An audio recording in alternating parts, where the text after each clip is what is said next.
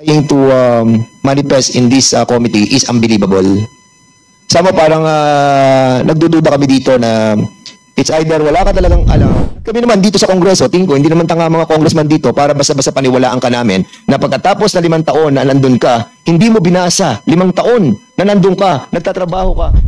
Please answer truthfully. I think you are hiding something. Naalala ko, sabi niya, naku yan, Dennis Cunanan, palitan niyo yan. Hindi mabuting tao yan, no? Palitan mo na yan. Ano pa? Anong natapos mong course? 2 years grad lang po. Anong course? Associate Computer. Associate Computer? Saang school? Sa Mindanao po. Taga Mindanao ka? Opo. And I think you are educated enough to know that what you are signing is so important that what you are trying to manifest in this committee is unbelievable. Sama parang nagdududa kami dito na it's either wala ka talagang alam or ito ang plano nyong ipaalam sa amin with the connivance of your employer. Kasi you've been there for so many years and you have established relationship. At kami naman dito sa Kongreso, tingin ko, hindi naman tanga mga congressman dito para basta-basta paniwalaan ka namin na pagkatapos na 5 taon na nandun ka, hindi mo binasa 5 taon na nandun ka, nagtatrabaho ka, hindi mo binasa yung SEC, hindi mo binasa yung PAGCOR. Sa lahat ng mga dokumento at lahat ng kanilang mga negosasyon, nandun ka. Mula sa Lucky South 99 Outsourcing hanggang sa Lucky South 99 Corporation, kasama ka. Miss Ronelyn Baterna. I think we will be asking more questions in a while. So, nakuha ko na yung time ni Congressman Adjong. I will be yielding back his time. But, Ronelyn Baterna, please answer truthfully. I think you are hiding something. And later on, we will be finding it out. Sige, go ahead, Congressman Adjong. Thank you, Mr. Chair. Secretary Roque, in the previous meeting, our hearing, and this has been, affirmed by you, validated by you, that you were number one, you were an agent, lawyer for Whirlwind Company, no? So whenever you I was an agent. I was a lawyer. Sorry, yes, correct me. I'm wrong. I was wrong about that. You're a lawyer of Whirlwind Company, and whenever you represent Whirlwind Company in relation to Lucky South 99, I'm sure part of that arrangement is naturally they will pay you for whatever representation you would make in the advantage or to the advantage of your client. Am I correct? Well, hinire po nila ako para sa kaso. So, I do not have a general retainers with them. I have a specific agreement to handle the ejectment case, no?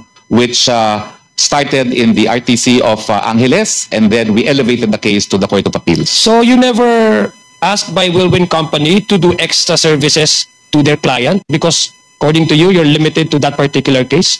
Yes po. As soon as we signed the client engagement memo, we were limited to handling that ejectment case. So bakit ho kayo nandun sa meeting and why did you do some follow-ups? Well, as I said po, nung time na nag-meeting kami, hindi pa po kami hired officially for any legal engagement. It was more of trying to convince them to invest in the energy projects that I was promoting, Your Honor. Kailan po kayo, Mr. Joint Secretary, kailan ko pa, may we know kung kailan ho kayo na-hire ng Whirlwind Company? Well, na-file po namin. I submitted the documents po sa RTC Angeles, 2nd week of August. No, when your legal services was, it was, when legal services started with the Whirlwind Company, would you know what specific date was this? Well, there is a specific date, but I think it is 1 week before we filed the motion in the RTC of Angeles. Because when we found out what had happened, ang first remedy namin is to ask the RTC of Angeles to recall the writ of execution that they had already issued. I'm sure, Mr. Chair, Secretary, I'm sure you have a document, no? Official document that you sabi mo nga, you contest the question of Congressman Flores and Congresswoman G.V. Beatrix in the previous, kasi there was no client attorney relationship between you and Lucky South 99. So I presume, following that logic of yours and your explanation, you would probably have a document that would testify that you were hired by Whirlwind Company. Would you be so kind enough as to give us a copy of that? That is covered by attorney-client privilege, Your Honor. Okay, sige. However, I would like to add... Yeah, but since magbait ka naman, Secretary, kasi nag-extend ka ng extra effort, maybe we can also tap that humanity of yours inside you to provide this committee It is not something that you should be hiding because you're entitled naman to accept any legal arrangement with any companies in any corporation. It is Am I not for correct? me. It is not for me, Mr. Chair. It is for the client. But as far as the attorney-client privilege is concerned, that's sacrosanct po in the legal profession. Now, I would like to add po na although it is true that there could be an attorney-client without a written contract and without a payment of services, the Supreme Court and the Code of Canons of Professional Responsibility takes the perspective of the client on when the attorney-client relation exists. In Canon 3 of the said rules, of the said canons, the attorney-client begins as soon as the client reposes the confidence on an attorney to perform legal services. Now, but according to case law, in the first place, there must be a contract between the client and the attorney. There must be a meeting of the minds. Kaya nga pong sinasabi ko, although I represented an agent of Lucky South, that did not make Lucky South my client. Para rin po yung, since mga airlines, merong silang mga handling agencies, pwede ko maging kliyente ng handling agency na hindi ko magiging kliyente yung airline itself. No? So yan po talaga yung nangyari. No? So as I said po, even if it were true that I represented Lucky South, ganun po ang trabaho ng abogado. Kaya lang, why will I say that I represented Lucky South na wala naman po talagang legal representation? Okay. Balikan ko lang po yung Last tanong two ko. question, Congressman Jong. Mr. Chair, maybe may I extend for another 1 minute or 2 minutes? Last two Mr. questions. 2 questions, okay. Kala ko 2 minutes na, 2 questions. So, balikan ko lang po, Mr. Chair, sa Secretary. So, roughly, kung marirecall niyo po, kailan po kayo na-hire ulit ng Wilwin Company? This is a week prior to the filing of your case in, 1 week before po. When was prior. this? When was this? this? Is the first week already of August. August of what year? Of 2023.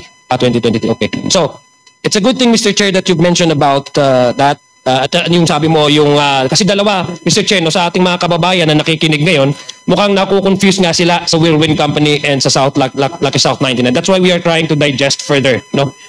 Inquire further kung ano ba talaga itong dalawang entities na ito. These are two different entities because the fact that they've entered into an agreement, it proves that they're two separate entities, no? So, I have here, Mr. Chair, and I would like to cite itong lease agreement between, and by the way, may I ask Secretary Roque, maybe Chairman Tenko, would you know in that meeting who represented whom? I mean, these are two entities, no? Whirlwind Company and South Lucky 9. Would you know which or either of the two, Secretary Roque and and Cassie Ong represented whom or what? Well, Congressman Adjong. Or are you still also confused at that time because you thought they're still the same, one and the same? No, first of all, very clear in my mind, and I was in fact conferring with Attorney Jessa earlier. There was no discussion on Whirlwind during that said meeting. And I think more important to note is the fact that Whirlwind has no relationship with PAGCOR because Whirlwind was never given a license, nor Whirlwind had any other reason why PAGCOR will deal with, or Whirlwind will deal with PAGCOR, because for us, Whirlwind does not exist. Because they never had a license, they never applied for a license, they were never issued a license in the previous administration. So, sa amin pong dalawa ni Attorney Fernandez, maliwanag po sa amin, nagpunta si Cassie Ong doon, hindi naman po tungkol sa Whirlwind.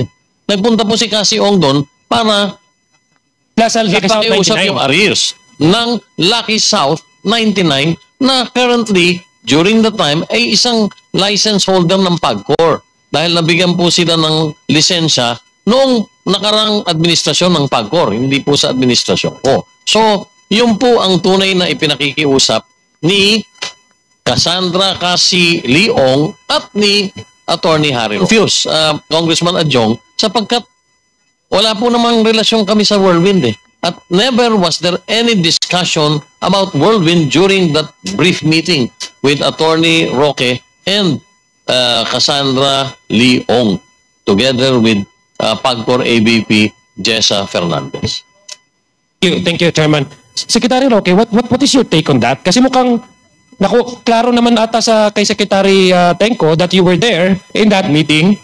And you were with Cassie Ong, who apparently was connected I guess she's still connected with Lucky South 19. How can you convince us that there has nothing to do, your presence there has nothing to do with Lucky South 99, Mr. Chair? That you were there simply because you are representing Whirlwind Company, whose legal services that you have signed with this company is purely limited to the case that you have filed prior to your being hired by this company. So doon lang ako nagka-confuse. I'll give you, Mr. Chair, I'll give you time, Mr. Chair, to respond to that.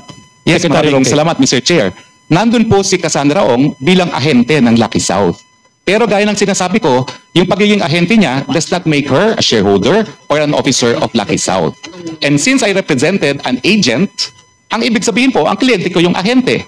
Wala pong pagkakaibahan, for instance, dun sa mga ground handler sa airport. Pwede kong maging kliyente yung ground handler, for instance, yung Mia Score. Pero hindi ibig sabihin nyo na palibasa nagbibigay ng serbisyo ang Mia Score sa Cathay, kliyente ko yung Cathay. So I rendered service to an agent of Lucky South, and obviously she was there to make sure that the interests of their principal would be protected dahil nga nadispalkuhan siya. So the answer is, Cassie Ong was there as an agent. And in fact, in the rules of PAGCOR, kinakailangan magkaroon sila ng representative, an agent who will represent the different licenses with PAGCOR. And it is not a requirement that the agent becomes a shareholder or an officer. Okay. In fact, after that meeting, was when Sandra Ong became a representative of Lucky Star, and if the good chairman will recall, kasi sabi ko, naalala ko, sabi niya, naku, yung Dennis Cunanan, palitan niyo yan. Hindi mabuting tao yan, no? Palitan mo na yan. At after that meeting, naging representative po si Cassie Ong ng Lucky South. But during the meeting po, on record na representative was still Dennis Cunanan, which Mr. Cunanan disputed the last time. Sabi niya, a month before, hindi na raw siya ang representative. Pero sa officially, in the records of PAGCOR, I am 100% sure po, as of the date that we met, it was still Dennis Cunanan. Kaya nga po kinakailangang tulungan si Sandra Ong, kasi pwedeng hindi siya pansinin eh. Dahil, bakit ka papansinin ng PAGCOR, hindi ka naman representative ng licensee nila. Yeah. Yun lang po, Mr. Chair. Thank you, Mr. Chair. And this happened despite the fact that you were hired by, connected with Lucky South 99. Mr. Opo. Chair, yes, no, that is a manifestation. I do not require any response to that, Secretary. Mr. Chair, I have here the agreement, lease agreement between Whirlwind Company, the lessor, and the leasing, in this case, Lucky South 99 Outsourcing Incorporated. This was signed in the fictivity of the term of the lease.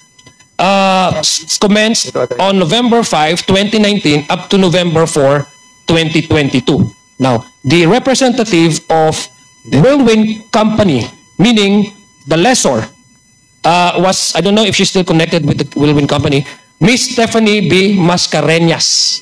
And the lessee, in this case, Lucky South 99 Outsourcing Incorporated, is Miss Catherine Casanson, an individual na nandoon po sa meeting nung nangyari po yung pag-uusap na yon with PAGCOR Chairman Altenco. Now, what is peculiar, Mr. Chair, is prior to the expiration, the term of the lease, which is November 4, 2022, and this is the lease that took place, no? Same two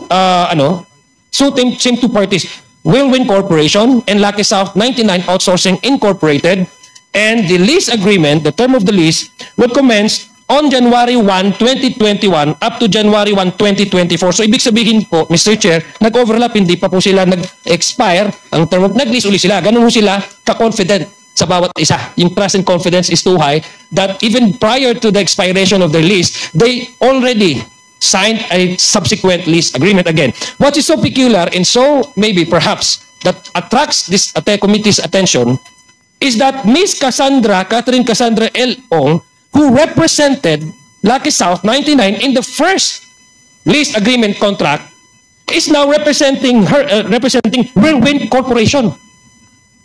And the one that signed this contract represented Lucky South 99 Outsourcing Incorporated is now, this time, Miss Ronilyn Baterna. So makikita niyo po, kaya po kami nako-confuse that these are two entities, corporations, and yet the person running these companies are one and the same. So andito po, Mr. Chair, nung unang lease, Cassandra Ong, sa lessor, Whirlwind Company, Stephen Mascareñas, Whirlwind Company, sub-lessor siya, Catherine Cassandra Ong, leasee, Lucky South 99, tapos sa pangalawang kontrata, nagpalit. Si Miss Sandra Ong naman ngayon ang lessor. At ang leasee is Miss Ronilyn Baterna, Mr. Chair. And also, it is quite, parang nakaka-striking din yung isa sa mga sa dokumentong ito that this was signed by the same lawyer, Attorney Maria Gracia Dioco. Same po, same ang nag-notarize po ng dokumentong ito.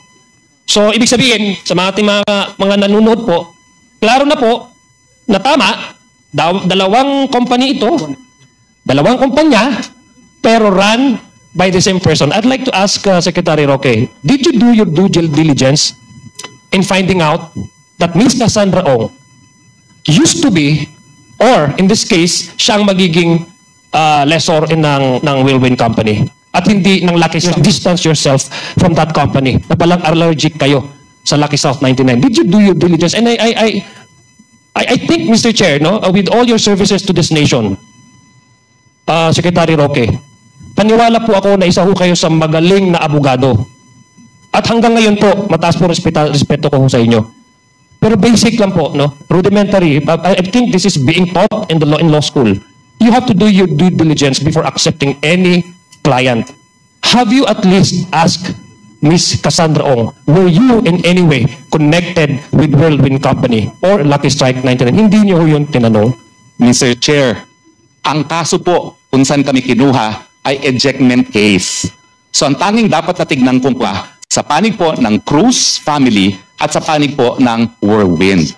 So I cannot go beyond that po kasi ang kasuhan lang, ejectment between the Cruz and Whirlwind. So hindi naman po at issue sa ejectment case yung lease contract between Whirlwind and Lucky South dahil hindi naman po sila yung nagdidimandahan. And I would like to underscore nga po na nung pumasok kami, meron ng writ of execution. So sa mga abogado po, napakasimple po niyang ejectment case na yan. It's even covered by rules of summary procedure. At kung ikaw hahawak ng kaso, titignan mo yung kontrata. Meron bang breach of contract sa contract of lease? So hindi po complicated itong kasong ito. Kaya lang, ang aking naging assessment na deprive ng due process ang Whirlwind kasi nga nag-aawayan yung mga Cruz siblings. At nagpanggap itong tatay, si Roberto, na siya pala siya yung registered owner, naniniwala naman itong Whirlwind, hindi naman pala siyang registered owner. At nung dinimanda sila sa lower court, siya pa ang kumuha ng abogado at hindi sinabi sa Whirlwind na dinimanda sila ng mga anak niya. Yan po yun, no? So as far as due diligence is concerned, in an ejectment case, as a lawyer, kung ano po yung material na kontrata, is the lease contract only between the lessor and the lessee, between the Cruz family and Whirlwind Corporation po. Dahil yun lang po ang hinawakan kong kaso. Yeah, pero I think this is material, no? The lease is in fact the very fundamental and very material to any eviction cases, no?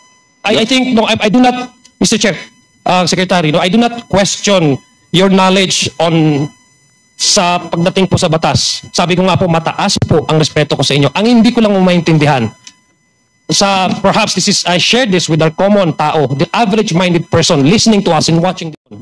If we follow your logic, Mr. Chair, and your justification that you are exclusively limiting your services to this particular case that you have filed involving eviction cases or eviction case, make some follow-ups. Why did you have to? And then it apparently, based on these records, same Cassandra Ong, who at the time when you approached PAGCOR, and, with the meeting, yung license nila, ay naging connect din sa Whirlwind Company, which you yourself say, meeting ito, that you are limited. You find it not material anymore to ask Whirlwind Company or Lucky South 99 with, in terms of their contract with Lucky South 99, and yet, kasi limited ka lang doon sa eviction, and yet, you went overboard. Yun po hindi ko maintindihan. Which in this case, Mr. Chair, masyado na mahaba yung pagtatanong ko. I'm sure many of our colleagues here would ask similar questions kasi doon ho nagkakaroon ng problema. Ganito lang po, Mr. Chair, and I would close this with my manifestation. Mr. Chair? Mr. Chair? Yes, for my Medjo. manifestation. You want me to interject something? Yes. Before you finish your interpellation? Maybe after my manifestation, maybe after my manifestation. In relation to sa issue mo eh.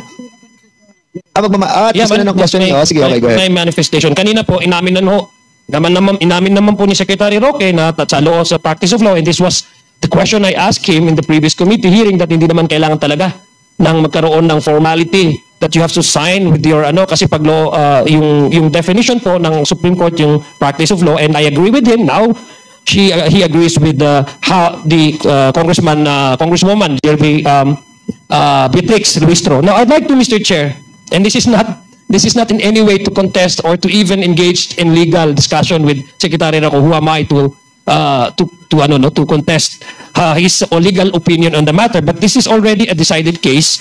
Pertains to the lawyer-client relationship, no? Very much connected with the sinasabi ng Supreme Court definition nila with the practice of law. Kasi nga po yung participation po ni Secretary Roque dito sa usapang ito, yung legal services na binigay niya according to him sa Wilwy Company. And in Burby versus Magulta, sinabi po, a lawyer-client relationship was established from the very first moment complainant asked respondent for legal advices regarding the former's business. To constitute professional employment, it is not essential that the client employed the attorney professionally on any previous occasion. It is not necessary that any retainer be paid, promised, or charged. Neither it is material. Tingnan, Mr. Chair.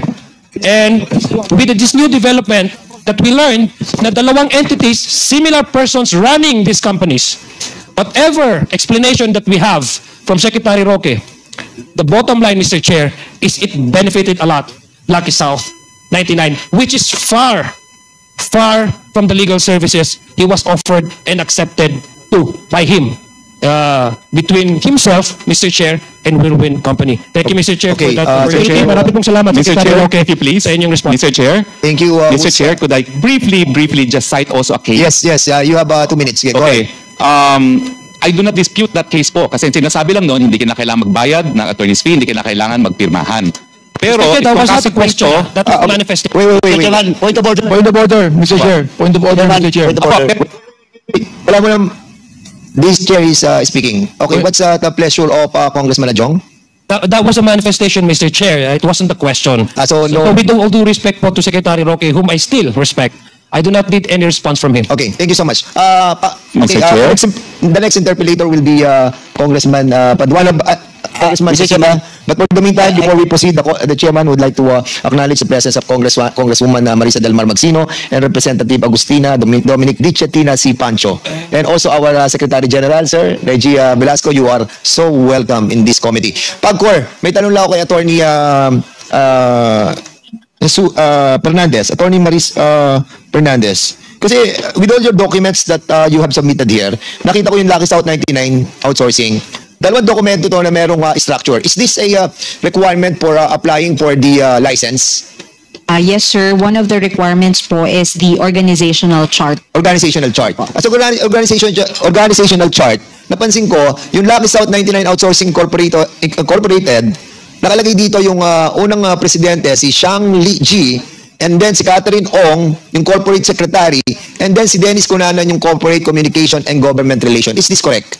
Yes, sir. So, Yes, Mr. Chair. Is this accurate na paano nyo na-verify yung mga structure ng organization? Sir, for that purpose po, yan pa lang po yung pinapakita nila during the application period. And then, tinitingnan po yan kung sila yung sumasama sa monitoring team natin, kung sila po talaga yung naggagawa ng mga ganyang functions based sa organizational chart. Like for example, in this one structure, organizational structure, the name of former Secretary Roque was written on this organizational chart. And this was certified true copy, signed by you. So, you vouch for the authenticity that all members or all official of this corporation is legitimate.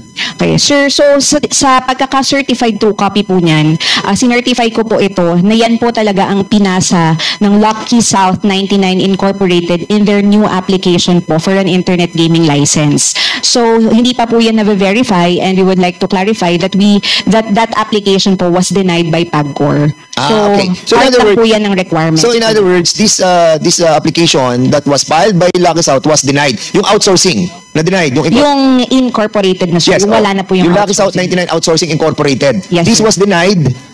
Yes, sir. And then, ang naaprubahan natin, yung Lucky South. Una niyang pangalan po sa PAGCOR noong 2019 to 2023, sir, is Lucky South Outsourcing Incorporated, Lucky South 99 Outsourcing Incorporated. And then sa pinasa po nila na bagong SEC documents this year, Lucky South 99 Incorporated na lang po, Okay, sir. so Secretary Larry Roque, and you have denied this no, this na nakalagay po tayo doon sa Yes, Your Honor. no? You denied that on Yes, this. Your Honor. And as a matter of fact, medyo this corporation hindi na-aprobahan ng PAGCOR. Yes, Mr. Chair, tama po. Okay. So before I recognize Congressman Chairman. Abante ba o si ano? Chairman, ano lang po, Ikaw muna.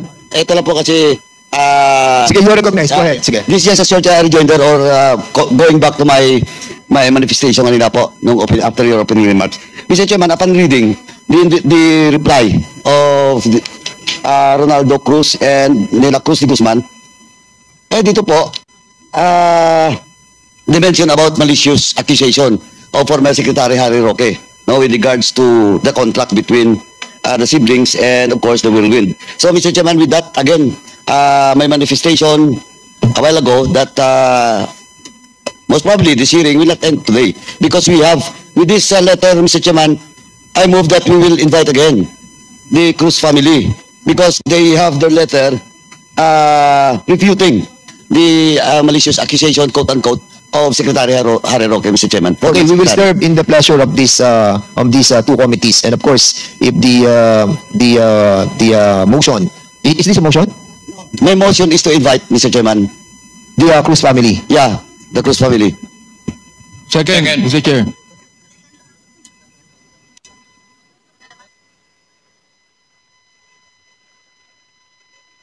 Okay, so there was a motion, no, to invite the Cruz family who owns the property in Porac, and there was a second motion. Is there any objection?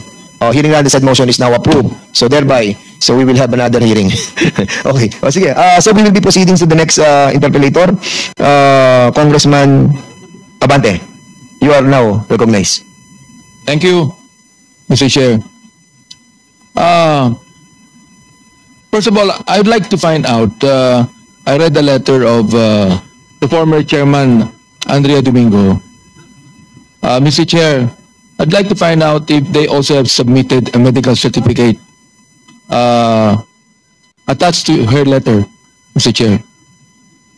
What's the query of the chairman of Committee on Human I Rights? read the letter of Andrea Domingo that she cannot attend because of health issues. I'd like to find out if there's any medical certificate attached to it because under our rules, anyone that's invited that has health issues must also submit a medical certificate, Mr. Chair. So I The believe presence of Chairman Andre Domingo here is very important. if you want to ask question, Congressman Abante, with regard to the letter that was submitted by Domingo, andito po yung, I think the lawyer is here. Di ba? The lawyer of Andrea Domingo. So you can ask him about the medical attachment, medical record, or medical what? So where's the lawyer of Mr. Chair? Kinakailangan ba mag-oath muna to, Mr. Chair? Or before he answers. Ano lang naman to? Yes, ano lang. Have you, what do you call this, secure a medical certificate coming from a doctor pertaining to the health condition of Chief, ano? Or they will provide in the next hearing. Will that suffice your query? No, it does not, Mr. Chair, because I believe that So what's the pleasure of the chairman of the Committee on Human Rights? the medical certificate must be attached, Mr. Chair, to the letter of former Chairman Andrea Domingo. So what's the pleasure? So, well, I really would like to make a motion to issue a show cause order on her. But of course, this will be the last hearing we're going to have before the quad hearing, so I'm not going to make a motion anymore. Okay, thank you so much. And not the policy, but our tradition and our somehow a rule na we invite them twice. Kapag tayo po ay hindi pinagbigyan, then we issue a show cause order. Okay, so for the meantime, we'll be proceeding to the next. You are the interpolator. Mag-interpolate pa ako. Go ahead. I'd like to ask a question to sino yung lady that you asked former a while ago, Mr. Chair, who became the incorporator of the what do you call that? Lucky South 99 Lucky South 99. Outsourcing Incorporated. May I would like to ask a question to her, Mr. Chair. Si Miss Baterna, Ronaldine Baterna. Pangalan? Ba kayo Miss pressure Baterna? na maging member na maging incorporator? Yung po ba ay ayon sa inyong kalooban o pinressure kayo? Sapagat kanina binanggit ninyo wala kayong alam eh. Wala po talaga akong alam kasi yung instruction po sa akin, parang dagdag lang po talaga siya sa trabaho ko po na magpipirma lang daw po. Therefore, Mr. Chair, kung yan dagdag niyo, hindi po dagdag na responsibility niyo maging incorporator. Kung hindi mo alam yan, ibig sabihin, inaamin mo sa committee ito, you were pressured to be a part of the corporation. Pinressure kayo. Aminin niyo na po dito na you were pressured. Hindi naman po. Ayon Kasi, sa kasi po yung instruction po sa akin talaga. That's what I'm saying, Mr. Chair, no? Ilang instruction sa inyo. Ibig sabihin, na-pressure kayo sa instruction sa inyo. Tama ho, mali, Mr. Chair. Yun ang empleyado kayo dun eh. Empleyado kayo. Oh, hindi ba hindi tama na empleyado ka lang, magiging member ka ng korporasyon. Oh, kayo ay empleyadong sumisweldo and you were instructed. Therefore, Mr. Chair, kung magsasabi kang totoo ngayon, alright, yung instruction sa'yo, na-pressure ka na maging incorporator ng, anong company yun? Lucky South. Na-pressure ka sa instruction. Correct? Tama ba? Bakit mali? Wala naman pong pag-pressure na ginawa sa akin. You were instructed. You were instructed. Ibig sabihin, doon sa instruction, sumunod ka, correct? Opo. Sumunod ka. Am I right? Pakisagot po. Pakisagot na. Apa. Yan. Therefore, kung sumunod ka sa instruction, na-pressure ka.